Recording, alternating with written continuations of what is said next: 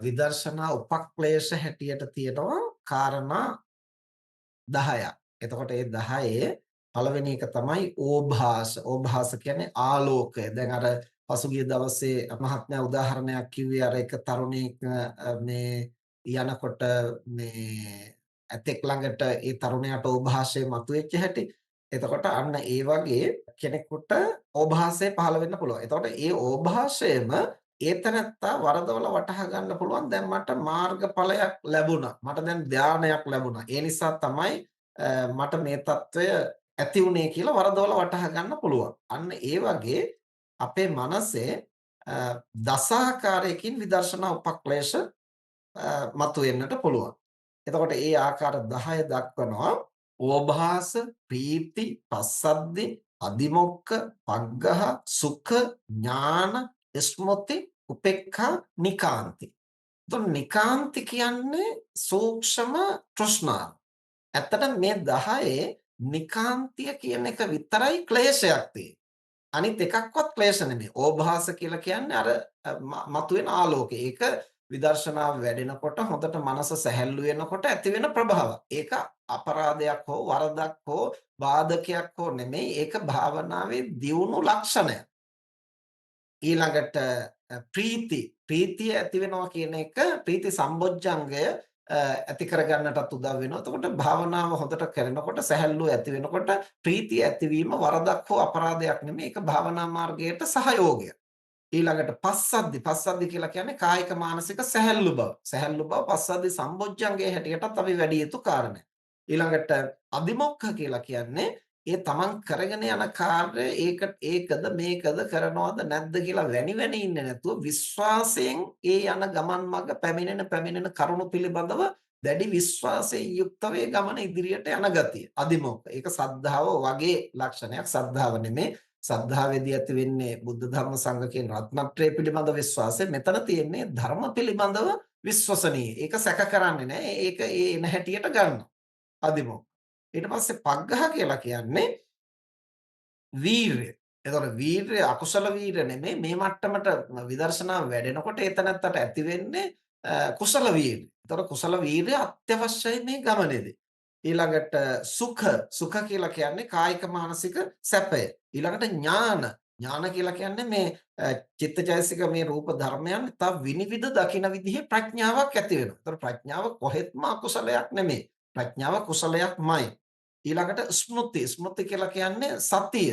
ඒ සතිය හරියට දක්වන්නේ නිකන් මේ පර්වතයක් වගේ හෙලවෙන්නේ නැතුව හරියටම අවශ්‍ය දෙයට අවධානය යොමු කරන්න පුළුවන් ඕන තරම් වෙලා අවධානය පවත්වාගෙන යන්න පුළුවන්. අන්න ඒ විදිහට ප්‍රබල සිහියක් පිහිටනවා. ඊළඟට උපේක්ඛා කියලා කියන්නේ තත්ත්ව මධ්‍යස්ථතාවය. ඒ කියන්නේ මේ සංස්කාර ධර්මයන් පිළිබඳව මධ්‍යස්ථ ගති. දැන් මේ එකක්වත් කෙලස් නෙමෙයි. ක්ලේශයක් හැටියට කියන්න පුළුවන් එකම එකයි තියෙන්නේ නිකාන්ති කියන 10 වෙනි කාරණේ විතරයි. හැබැයි ඒ නිකාන්තිය නිසා අනිත් සියල්ලම උපක්ලේශ බවට පත් වෙන්න පුළුවන්. අර විදිහට ගැඹුරින් මේ අවධානය යොමු කරන සංස්කාර ධර්මයේ කෙරෙහි දැඩිව සිහිය පිහිටනවා. ඒකාග්‍රතාවය, උපේක්ෂාව, ඒ වගේම විනිවිද දක්නා වූ ප්‍රඥාව මේවා ඇති වෙනකොට ඒතනත්තාට එකවරම හැඟෙන්නට පුළුවන් දැන් මම ඵලයකටපත් වුණා. දැන් මම කෙලස් නැසුවා. දැන් අන්න මමායනයෙන් සහ උපාදානයෙන් ගත්තු ගමන් එතනින් එහාට එයම ඒතනත්තාට උපක්ලේශයක් වෙනවා විදර්ශනා මාර්ගයේ ඉදිරියට නොයන්න. ඉතින් අන්න ඒ නිසා බුදුරජාණන් වහන්සේ දක්වනවා දැන් සූවිසි ප්‍රත්‍ය කතාවේදී මුලින් ඇති වෙන කුසල ධර්ම පසුපසුව ඇති වෙන අකුසල ධර්ම වලට ආසේවන ප්‍රත්‍ය හැටියට ප්‍රත්‍ය වෙන්නට පුළුවන්. එතකොට ඒ කුසල ධර්මය අකුසලයක් කියන එක නෙමෙයි. කුසල ධර්මය ඇති වුණු සැනින් නැති වෙනවා. අපි මුලින් කතා කළා වගේ ඒක නිරුද්ධ වෙනවා. ඒකෙහි ධර්මතාවය. එහි අනිත්‍ය ලක්ෂණය. හැබැයි නැති වෙනකොට ඒක පාදක කොටගෙන මේ පුද්ගලයාට ක්ලේශයක් උපදින්නට පුළුවන්. සති සම්පජඤ්ඤය හරියට මේ කරන කාර්ය ගැන සිහියෙන් හිටියේ නැත්තම් දැන් මෙතන තියෙන ඊටාම සූක්ෂම තැන තමයි දැන් විදර්ශනා මේ උපක්ලේශ මතුවෙන්නේ සාමාන්‍ය අවස්ථාවේදී නෙමෙයි මග්ගා මග්ග ඥාන දර්ශන විසුද්ධිය පහළ වෙන්න තැනදී තමයි මේ උපක්ලේශ මතුවෙන්නේ. එතකොට මග්ගා මග්ග ඥාන දර්ශන විසුද්ධිය කියන්නේ මග නොමග දැනගන්නා ඥානය. ඊට පස්සේ ඥාන දර්ශන විසුද්ධිය. එතකොට ඥාන දර්ශන විසුද්ධියේදී තමයි මාර්ගඵල ලබන්නේ. දැන් මේ මාර්ගඵල ලබන්න ඔන්න මෙන්න කියලා තියෙද්දිත් ඒතනත්තගේ මනස මේ ප්‍රඥාව පවා උපාදාන කරගන්නට පුළුවන්. සිහිය පවා උපාදාන කරගන්නට පුළුවන්. ඉතින් එතනදී අර අපි නිතරම කතා කරන විදිහට ඒ පුද්ගලයාට කරන කාර්ය පිළිබඳව වැටහීමක් තියෙන්නටත් ඕන. ඒ වගේම ඒ කරන කාර්ය තුල තමන් ඒක කරන්නේ මොකටද? අන්න සාත්තක සම්පජඤ්ඤය තමන්ට තියෙන්න ඕන මේක කිරීමේ අර්ථය කුමක්ද? මේ ක්ලේශයන්ගෙන් මිදීම සහ පංචස්කන්ධයෙන් මිදීම කියන ඉලක්කය ඇතුවයි මේක කරන්නේ. ඒක අමතක වුණොත්, ඒක මොහොතකට ඒකෙන් ගිලිහුණොත් අර ඕනම ධර්මයක් එතනින් එහාට උපාදාන කරගෙන මඟ විනාශ කරගන්නට පුළුවන්.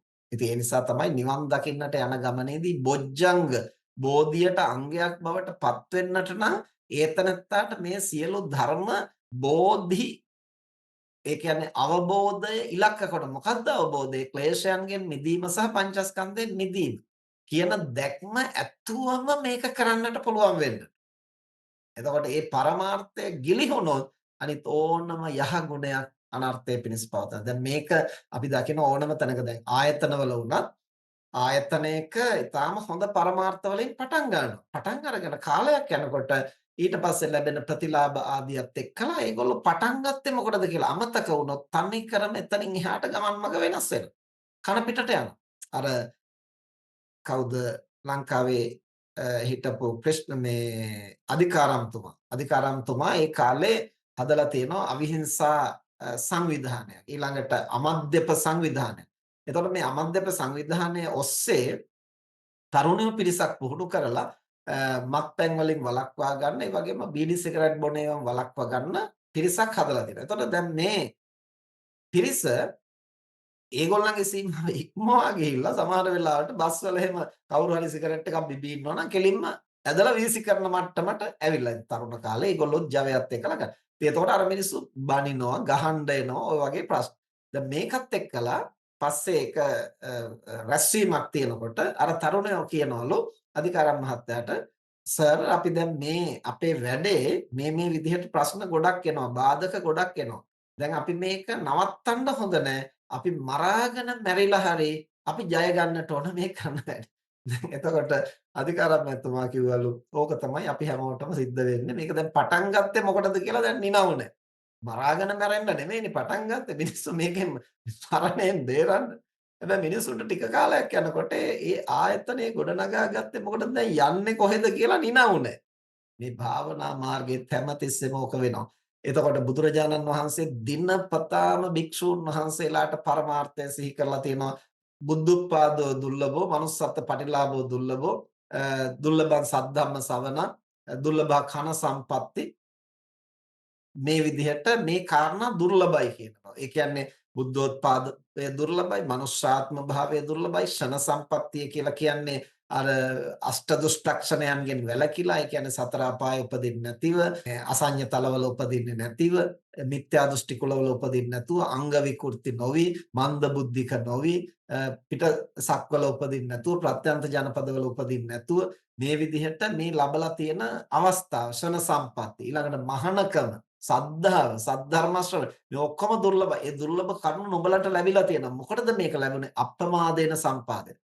ඒතර එහෙමයි පටන් ගන්න අප්‍රමාදේන භික්කවේ සම්පාදේත. දුර්ලභෝ බුද්ධුප්පාදෝ ලෝකස්මි. දුර්ලභෝ manussත්ත්ව පටිලාභෝ දුර්ලභ කන සම්පත්. දුර්ලභ පබ්බජ්ජා දුර්ලභං සද්ධම්ම සවන. මේ ටික දිනපතාම කටපාඩම් කරනවා වගේ බුදුහාමුදුරුවෝ දේශනා කළා භික්ෂුන් වහන්සේලාට. ඇයි ආවේ මහානකමට කෙලස් නසන්නට තමයි. හැබැයි ආවට ඒ පැමිණෙන කරුණුත් එක්ක ආවේ මොකටද කියලා වහාම අමතක වෙනවා. ඒක තමයි ප්‍රත්‍යඥ සත්‍යයේ ස්වභාවය. අර සෝවාන් ඵලයටවත්පත් වුණොත් තමයි තමන්ගේ ඉලක්කයෙන් ගිලිහෙන්නේ නැත්තේ. ඒ නිසායි සෝතාපන්න. ඒ ප්‍රවාහයට ඔහු වැටුණා කියලා කියන්නේ දැන් ආයේ ආපහු එන්නේ නොමග යන්නේ නැහැ. ඒ මගේ කොච්චර ප්‍රමාද වුණත් අනිවාර්යෙන් යනවා. මේ ප්‍රත්‍යඥය එහෙම නැහැ. ඕනම තැනකින් කඩා වැටෙන්න පුළුවන්. ඕනම තැනකින් වෙනස් වෙන්න පුළුවන්. ඒ අවධානම සහිතවයි යන්නේ. ඇයි ඒ තැනත්තට ඕනම මොහොතක පරමාර්ථය ගිලිහෙන්නට පුළුවන්. ඉතින් ඒ නිසා මාර්ගඵල ලබන්න ඔන්න මෙන්න කියා පුද්ගලයා නිවැරදි අර්ථයෙන් ගිලිහෙන්නට පුළුවන්. සාත්තක සම්පජඤ්ඤය මේක කරන්නේ කුමක් සඳහාද? මගේ මේ ප්‍රයත්නයේ අර්ථය මොකක්ද? කියන එක සිහි කලේ නැතිනම් ප්‍රඥාවක් තියෙනවා, සද්ධාවක් තියෙනවා, සීලයක් තියෙනවා, වීරිය තියෙනවා, සිහිය තියෙනවා, ඔක්කොම තියෙනවා. පරමාර්ථය ගිලිහුණොත් මග නොමග වරද්ද ගන්න.